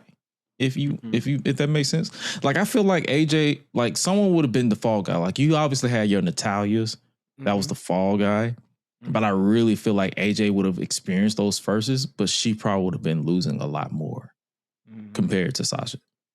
Yeah. Legit. Like, I feel like a lot of people's position would have been different. But that's just hearsay and pure speculation. But hey, I like this build. This is the one match that I kind of forgot that was still happening, because now we talking about fatigue and Cody fatigue and all that stuff. This feud been going on since WrestlePalooza.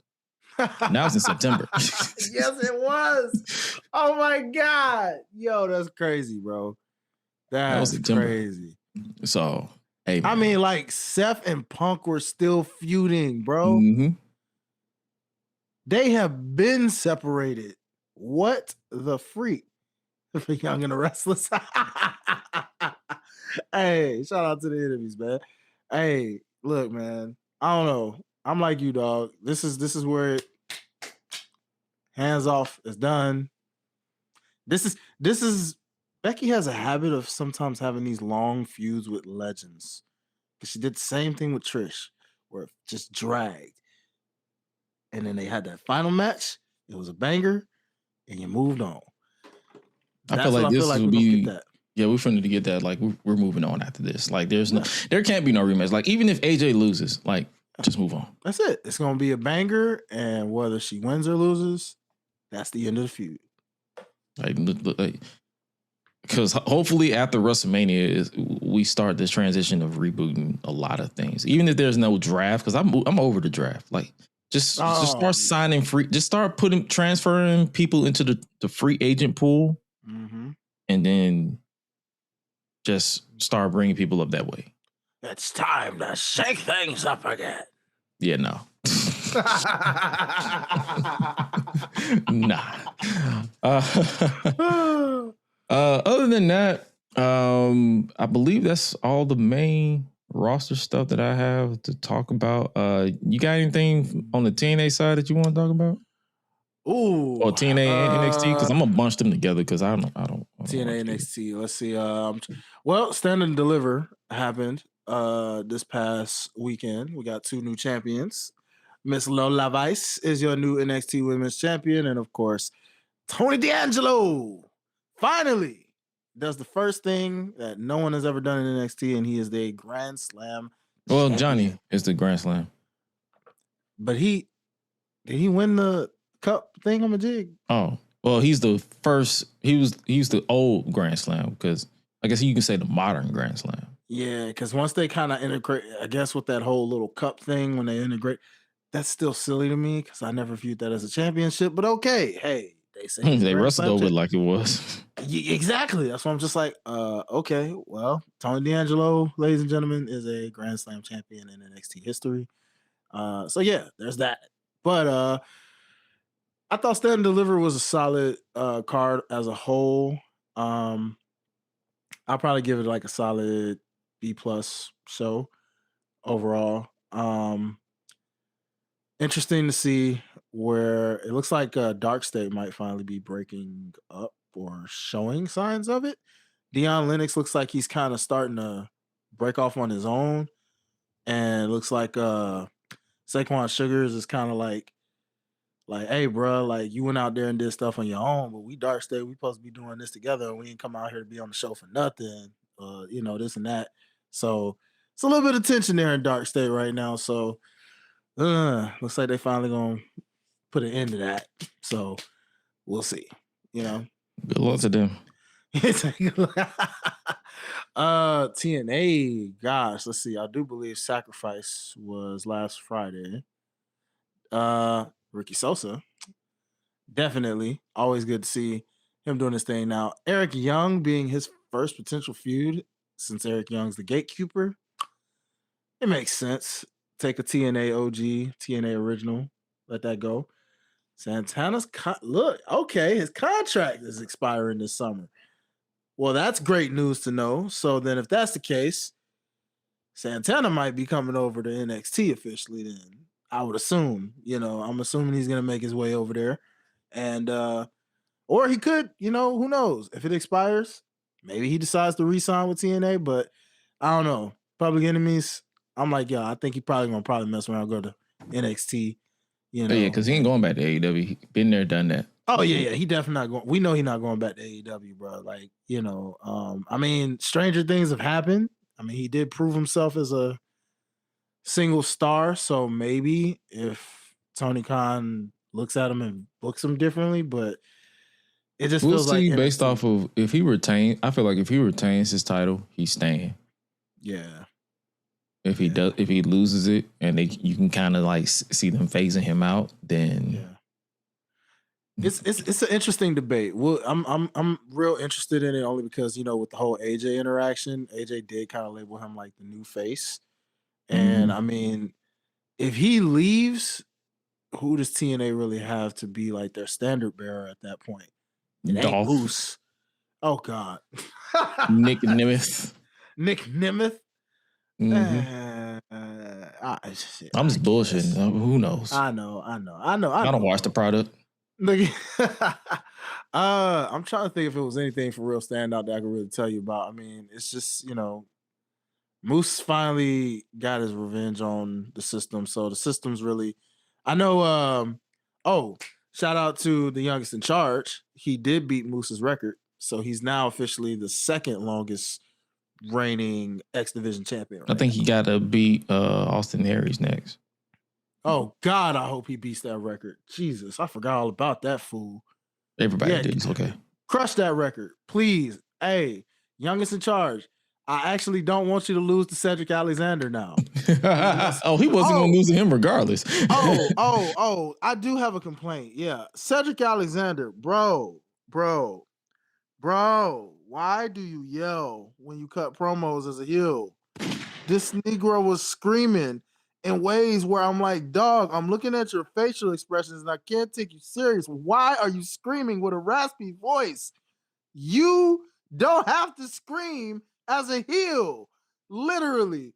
Bro, your mic skills are not it. And I love Cedric Alexander. The man can wrestle like crazy. I've been watching him since his Ring of Honor days, like OG Ring of Honor. He was screaming at that taping that I went to. And I'm like, why are you? And I think I blurred out, "Hey, shut up." Exactly. Because I'm listening. I'm sitting there watching him cut a promo because the system's like opening the show. Well, no, they opened the show with the Hardy Boys because apparently, the Righteous, surprise, turns on them. So they're feuding with the Righteous. Yeah, we all did. Come on, it was like, yeah, whatever.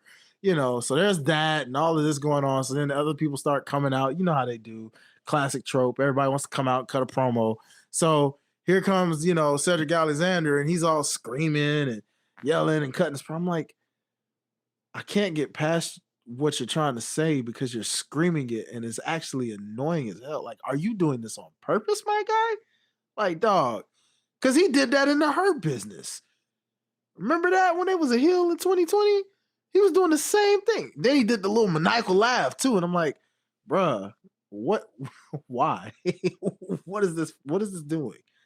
I'm like, hey, him and Leo Rush are possessed by the same laugh demon. They all laugh goofy. I guess we can throw Swerve in there too, because him too. Like, what's up with y'all on this laugh? Just laugh normal, please.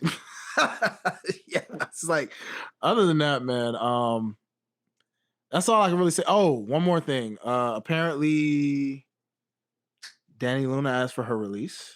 Oh yeah, we did we talk about that on Thursday? I don't think we talked about that on Thursday, but yeah, she's out. Yeah, she's out. She's like, yo, I want to be out, which breaks my heart because I love Danny Luna, but I'm also excited because I'm like, this means one of two things: she's either going to the E or she's going to the AEW. Now, personally, right now, I say the AEW. That women's division needs a crank up, and if that's the case, Danny Luna can definitely do that. I think your camera agree with you. My camera agrees with me. All right, so let's send her to AEW. You know what I'm saying? Let her go against Tekla and Jamie Hayter and Willow and all that. Hey, bro, you never know. She could even take the title from Willow. You feel me? Hey, let's go. Just saying. There's so many women there that's already barely doing anything. It's like we'll see. We'll see. We'll see, but like I mean, the E's same with the E too. Like it's that's the thing about it. Like if you compare, and that's a good thing to say because at one point you will barely see. The only place you would see women's wrestling really was TNA. True, very true. WWE was doing their WWE thing with the divas, and I believe like everybody else that was on the independents, they was just vibing on the independents. But you really, it's like it's a flux of women's wrestlers across the board. Now, are they being booked to their fullest potential? That's to remain to be seen, and it's subjective in that department too, because some people think that this person is being booked great, and some people think this person is being booked like trash. Who knows?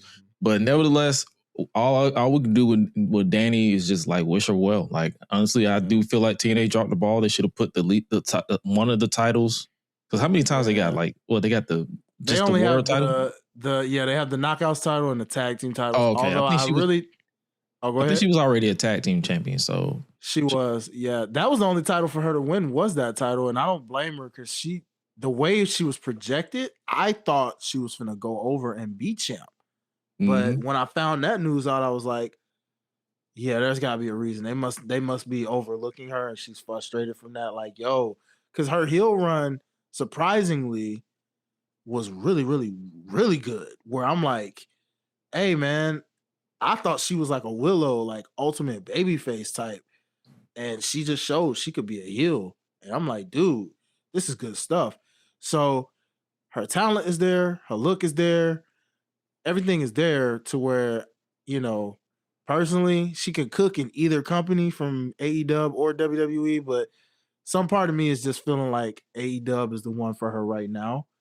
And I could really see where she and Tekla, and there's so many matches that I can see with her over there where it'll be like, yo, let's get it, So we'll see where it goes. In TNA's case, they should take those women's tag titles and probably just make a mid-card title out of it. At this point, just make a TV title and call it a day. Yeah, I would retire those and just really. Because who got them now? The Elegance brand? They do. Yeah, the Elegance brand has them. And I mean, that's cool. It works for them. But I mean, again, at some point, you got to just take the women you got, Oh, yeah. Great idea. I like that. Put her with the Brawling Birds. Make them a trios situation. That would be nice. That would really be nice. Hey, I'm not mad at that, bro. That's a perfect fit. So either or, man, we'll see what happens. That's really all I got with the TNA side. I mean, nothing else stood out to me for real off top. Cool. Right now. But yeah. That sounds like I will not be watching on Thursday. Anyway. Don't worry, I watch, so you don't have to. Exactly. That's the point, because I am not going to. But I guess before we get up out of here, AEW Dynasty is this weekend. Are you inclined to check that out this weekend, or is like? Let me see. I do have a couple gigs this weekend, but I'll still try to check it out for sure. Okay, cool. So, because so far I think I only have graphics for 6 matches. 6 matches. Okay. Oh, 5 matches. I'm sorry. I heard on Public Enemies. I was checking out the bonus episode, so I did hear where I believe it was Jamie Hayter and Tekla. Yep. I'm excited. Can't wait. I definitely see Tekla retaining this one. I won't get my full predictions until Thursday. Okay. But so for you, who you got? Well, we'll put it in the notes, and then But who do you got for this one? Definitely Tekla. I would love Jamie Hayter to win, but the whole Brawling Birds thing makes it obvious that, it's going to stay with Tekla. So, Tekla.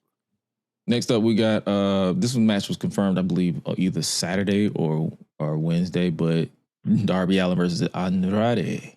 You know what? Off the theme of everything, give me Andrade. I got Andrade for this. Oh yeah, That he's like theme the just feels 5,000th member of the Don Callis family. Yeah, legit. And then we have for the, I guess now the Continental Championship, it is Jon Moxley versus Will Ospreay. Oh man, they did put this title on the line after all, huh? Yeah. Well, he kind of dared him on Collision on. It was Collision on Thursday because they didn't have. I think something was going on Saturday, so they didn't have Collision on Saturday. It was Thursday. Okay. Yeah, but I know. He like put it on the line, and Jon Moxley was like, okay. Oh yeah. Oh, well, I guess I got to by default go with Ospreay because he just got back, and I don't see how he would lose his first pay-per-view match back. So I'm going Ospreay. The only way I see them doing this is a screwy finish, but if they're going to follow the Continental Championship rules, no one's going to be at ringside. So he might just win straight up. Yeah, good point. On the 0 hour, because I don't know if this counts, but it happens. It'll be Alex Windsor versus Marina Shafir of the Death Riders. I'll be tuning into that one. I like that. Okay. Both of these women represent my favorite style. I like that physical style with the ladies, man. And the fellas. I rock with that physical style. So, yeah, I'll tune into it. But give me Marina, I guess, on that. If you want to count it, it's the 0 hour. So okay, Marina. Sure. Yeah, we'll throw it in there for the heck of it. What was that match right there? That was a tag match for Edge and Christian versus FTR. Okay, for the World Tag Team Championships. Okay, Operation Revenge. Let's go with CNC. I guess that's gonna be their thing. CNC instead of ENC, they CNC. They will always be ENC to me. Me too. Because I would never call them. I know. I ain't call. I could go with my nickname again. Coping Edge. He's sharp. You know what I'm saying? Sharp. Razor. Tool. I was gonna say Razor, but that would have just been biting my boy Razor. So I was like, nah, we can't go with Razor. But Wrench. Tip. No, never mind. That don't work either. Point. No. Fade. Ooh, fade. Fade might work. No? Get a little fade with the Clippers. Fade to black. Hey man, I don't know. I keep trying to find some type of alternative, but it ain't working. It ain't working. Edge it is, And then the main event obviously is Kenny Omega versus MJF for the World Championship. The Devil versus the God of Pro Wrestling. Oh, great. This pisses me off because now I'm like, okay, I'm going. Ooh, jeez Louise. Okay, Easter just happened, so okay, I'm gonna. But on the third day, I'm gonna. The life of me, oh boy, I'm gonna go Kenny Omega. The God. I'm like, because I'm just hoping they're not this stupid. And I'm like, please don't. If you're going to label it with this title, Omega. Kenny the God. Because I promise you, even though Hausen may not be there, you do that. And you are. I ain't going to finish that. I ain't gonna Every time he says you are cursed, I always break into B-R. Yes, B-R. Yes. Yeah, especially since he gets the crowd into it now. I'm just like, hey, because I think it's because of the pause. Because it's like when you watch the movie, he says B-R. Yes, B-R. Yes, and it's like you are cursed. I believe he is a Disney fan, so that would make a lot of sense, actually. Now that you just put that. So, yeah. He should break out in the song for that. Every time Danhausen comes, like when the Miz try to fight back, he's like, "You are Cursed. You are cursed. You have not been in reverse. Man. Give me man. Kenny Omega on that, bro. Oh yeah, for sure. So yep, Dynasty goes down this weekend. I'll definitely get my predictions on Thursdays because I feel like to kind of give you guys a reason to tune in on Thursdays. I'm giving you can get my predictions on that if you want. If you haven't already, make sure you guys subscribe and check out Public Enemies Podcast. We got a lot going on across the board when it comes to this content game, and we are back on the saddle. So last week we took off because I was exhausted. He had to work late. It happens. So hey, we'll be back here next week. For sure. We'll be back here next week, and we'll definitely be talking about everything that's going on. So hopefully you guys enjoyed this episode of the Gresh Unleashed podcast. And hey, man, if you haven't already, make sure you guys check me out at It's Gresh, AO is Gresh, everywhere else, or subscribe to the podcast itself, www.greshunleashed.com. Make sure you guys tap in with Highlight at Highlight Life, HILITE Life, as well as Mike Mayhem Music. He got an album coming. Yes. So make sure you guys tap in with that. Also, special announcement too, because I did say I was gonna promote this thing, man. And I'll shoot Gresh a flyer. We'll do this probably week by week because I did tell them I would do this in the meeting yesterday. But to my folks in the Atlanta area, man, August the 15th, catch your boy at the legendary Fun Spot amusement park. We are doing a major event called Kingdom Fuego. And it's going down. I'm actually the main event, Oos. Yeet. Main event highlight reel. You know what I'm saying? See what I did there? Yeah. We main eventing that thing today. Nope, no yeet. Oh, okay. All right. Yeet, no yeet. You feel me? All that. But hey, man, tickets are available. So definitely make sure you just get a ticket out of support, even if you ain't in Atlanta and you just want to support the kid and just grab a ticket. Hey, man, $20 for the concert. $35 for the concert and the actual amusement park experience with the rides and the meals and all that good stuff. So that is in Fayetteville, Georgia. If you guys are in the Fayetteville, Georgia area or just Atlanta and want to make I heard that amusement park, that's something good for the kids. Oh yeah, bring the kids, bring the family, all that. It's for everybody. You feel me? So August the 15th, definitely tune in, check that out, and August, be ripping and running. Yes, sir. Okay. Yes, sir. Yeah, that's right around when school starts back. Yeah, it'll be perfect. Especially if you just want a cool little album before you take the kids officially back to school and all that. Just come kick it with us, man. We got some dope artists and dancers that's gonna be on the lineup, and it's gonna be a really, really dope time. And we're making history. So pull up on your boy. Oh yeah, for sure. So Yes, sir.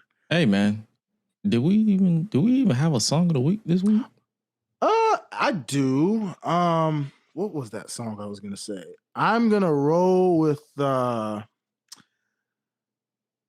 gonna go groove because I've been kind of working on stuff for the wedding playlist. So I'm gonna go with Anthony Hamilton and Jill Scott, So in Love with You. You know what I'm saying? That little smooth groove. I'm gonna keep it to Atlanta. I'm gonna go old school with AT Aliens by Outkast. Ooh, that's perfect for 404 Day. Shout out to that last weekend. You know what I'm Did saying? you peep it? Did you go to any of that? I didn't go. My social battery was off. Yeah, me too, bro. And I promise next year I will. I'll probably check out a scene maybe next year. But I didn't get to hit anything up. But they did have a lot of dope little events going on from what I saw. Okay, cool. Yeah. So hey, with that being said, make sure you guys stay safe out here in these streets. And remember to always eat, sleep, flex, and repeat. We out. Y'all be crazy. Justice for my boy Mello. I go a cappella. Fuck a Papa Doc, fuck a clock, fuck a trailer, fuck everybody. Fuck y'all if you doubt me. I'm a piece of fucking white trash, I say it proudly. And fuck this battle, I don't want to win, I'm outie. Here, tell these people something they don't know about me. Talk about ticket sales, do me a favor. Call up that agent that was foolish enough to shoehorn you into this business and this show and tell him to lower the ticket prices.